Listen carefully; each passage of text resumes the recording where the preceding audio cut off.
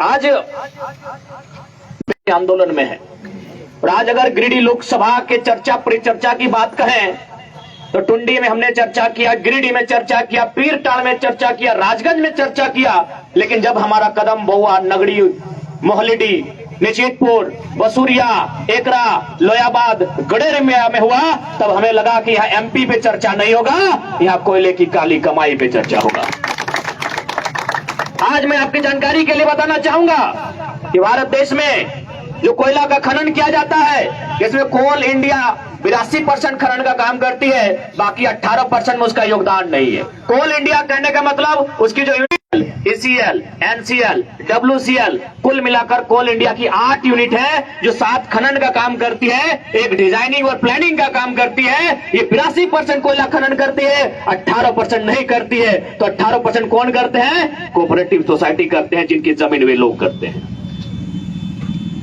तो भाई ये व्यवस्था झारखंड में क्या हो सकती है कि यदि मोहल्लिडी के मुसलमानों की जमीन है, या फिर कुर्मियों की जमीन है, घटवार की जमीन है, रजवार रजक की जमीन है, या फिर तिवारी पाठक किसी की जमीन है, क्या वे लोग कोयला खोड़ सकते हैं अपनी जमीनों पर? क्या ऐसी व्यवस्था हो सकती है? हाँ, हो सकती है। अगर उसके लिए एक सदन में सार्थक चर्चा होगी, अंचल के लोग अपने घरों से निकलकर CMD के घेर कर, तमाम राजनेताओं को घेर कर खड़े हो जाएंगे, तब चर्चा हो सकती है। और क्यों नहीं होगी बताइए? ये जमीनें हमारी, जिन जमीनों पर हमारे पूर्वज खेती बाड़ी करते थे, आज चच्चा जान जो आगे बैठे हैं, कभी हर की उम्र की जो माताएं बहनें, जो महिलाएं हैं, जो हमारी दादीगण है, नानीगण है, इन जमीनों पर फसल उगाते थे, धान लगाते थे, गेहूं लगाते थे। आज क्या दशा है? आज क्या दशा है? आज हम लड़ते रह गए कि वो तो महतो घर का बेटा है, वो मियाँ घर का है, वो माझी घर के लगे, रजवार घटवार घर के लगे, और यहाँ रविंद्र पांडे जी औरंगाबाद से आए और 7 तो हैबा के मालिक हो गए। हम लड़ते रह गए। आज आप बताइए जिन मुद्दों पर हम लोग का मुद्दा है, आज हम विस्थापन की बात करते हैं, आज हम कोयले पर बात करते हैं, कोयले के कानूनों पर बात करते हैं, सदन में चर्चा करने की बात करते हैं। क्या वो एक जात की बात है? जी नहीं, वो झारखंड के जमात की बात है। इसलिए आज जो भी अभिभावक हमारे, आपकी दुआएं हमें चाहिए, आपका वोट हमें चाहिए, क्योंकि आज आप लोग कहेंगे कि नहीं, आप भी अन्य नेताओं की तरह बाबू अगर भाषण देते हैं, तो मैं आपको बताना चाहूंगा, मेरे जितने भी अभिभावक हैं, मेरी माताएं बहनें यहाँ बैठी हैं, जो हमारी बातों को सुन रही हैं, जितने भी हमारे नौजवान साथी हैं, आज हम लोग एक मुखिया नहीं है, एक सरपंच नहीं है, एक जिला परिषद नहीं है, और पिछले 6 महीनों में हम लोगों ने 12 करोड़ का मुआवजा दिलाने का काम किया है।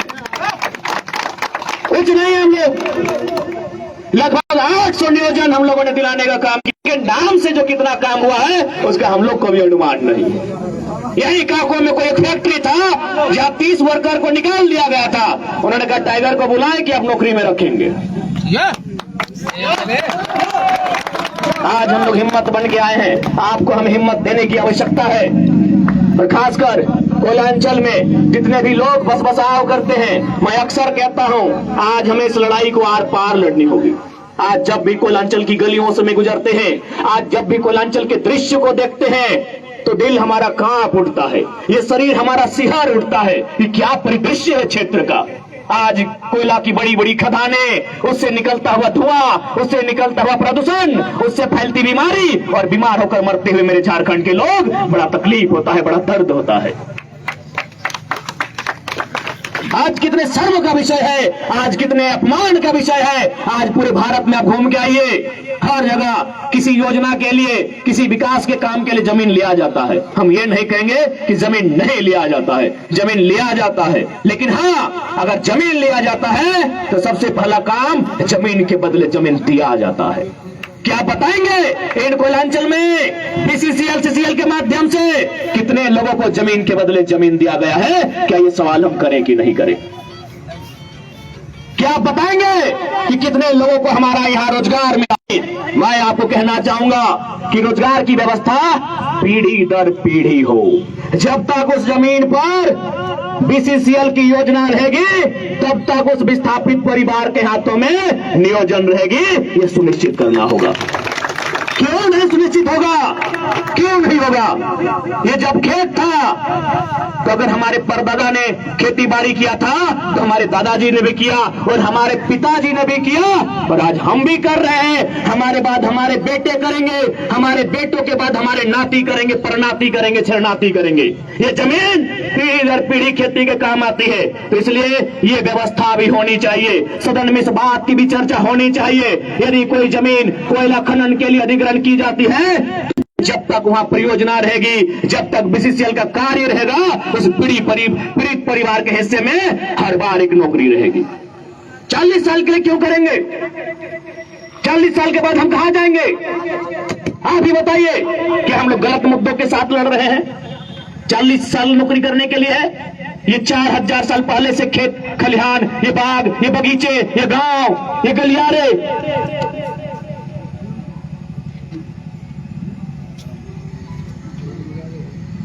अनुमानित 4000 साल। अगर खेती बाड़ी का इतिहास करें, अगर हड़प्पा काल सही माने तो अनुमानित इन खेतों पर हमारा 4000 साल से अधिकार है। पर आप 40 साल की नौकरी में सिमटा देंगे? क्या ये कौन सा न्याय है? ये कौन सा लोकतांत्रिक व्यवस्था है? ये कैसा संवैधानिक ढांचा है कि 4000 साल से जिस जमीन को हमारे पूर्वज जोत कोड़ रहे हैं, जिन पहाड़ों को काट कर, छाट कर, उनके पत्थरों को कबाड़ कर, छेनी हथौड़ा से छेच कर खेत बनाया है, आप एक झटके में एक नियम लाते हैं, कोयला की खदान से आप खनन करते हैं और एक झटके में हारे जाते हैं। क्या यही लोकतांत्रिक व्यवस्था है? नहीं है। इस लोकतांत्रिक व्यवस्था को चुनौती देना होगा और चुनौती देने वाला का नाम मुखिया सरपंच नहीं, सांसद होता है। सांसद। आज तक हम लोग सांसद का मतलब ही नहीं जानते हैं कि सांसद क्या होता है, सांसद क्या होता है, ये मतलब ही नहीं जानते हैं। सांसद का मतलब वो होता है जो कोयला की खदानों में अगर हमारी जमीन अधिग्रहण किया जाएगा, वहां जो हमें मुआवजा दिलाएगा उसे सांसद कहते हैं। जो हमें वहां नियोजन दिलाएगा उसे सांसद कहते हैं। अरे सांसद उसे कहते हैं जो हमारे केरोसिन के रेट को, जो हमारे पेट्रोल के रेट को घटा सकता है, बढ़ा सकता है, उसका नाम सांसद है। आप जो चश्मा पहने हैं, इसके रेट को जो घटा सकता है, बढ़ा सकता है, उसे सांसद कहते हैं। हमारी माताओं बहनों ने जो नाक में नखफुटकी पहना है, गले में जो हार पहना है, उस सोने के भाव को जो गिरा सकता है, घटा सकता है, बढ़ा सकता है, उसका नाम सांसद होता है। लेकिन हम जानते ही नहीं है कि सांसद का काम क्या होता है। सांसद वो नहीं जो हमारी बेटी के विवाह में आकर एक फोटो खिंचाने के लिए हमारी बेटी के बगल में खड़ा हो जाए, हंसता हुआ नहीं। सांसद का मतलब वो होता है जब सियासत की फौज गाँव आएगी तब खड़ा होगा, उसको सांसद कहते हैं। आज क्या माहौल है कोयलांचल का, क्या परिदृश्य है कोयलांचल का।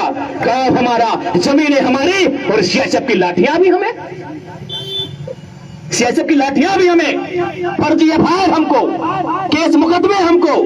मैं इसलिए कभी कभी कहता हूं, विवशता में कहता हूं, मजबूर होकर कहता हूं, लाचार बेबस होकर कहता हूं कि कोयलांचल के लोगों, हम दो हमारे दो नहीं, एक एक्स्ट्रा पैदा कीजिए, उससे इंतकाम लीजिए, उससे इंतकाम लीजिए।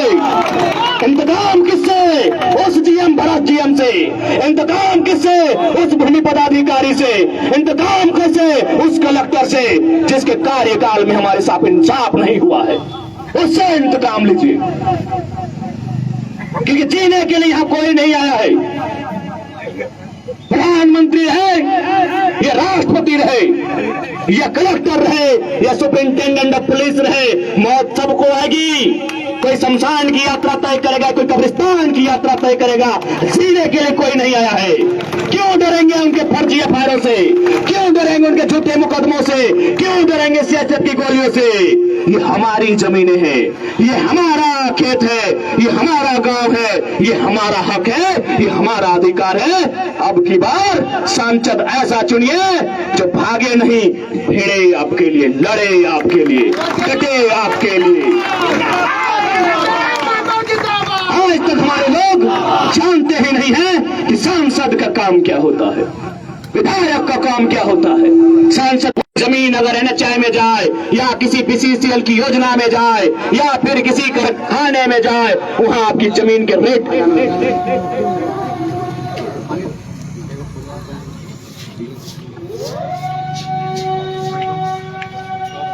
खेल के गिरा तो बिके कितना वक्त में लगे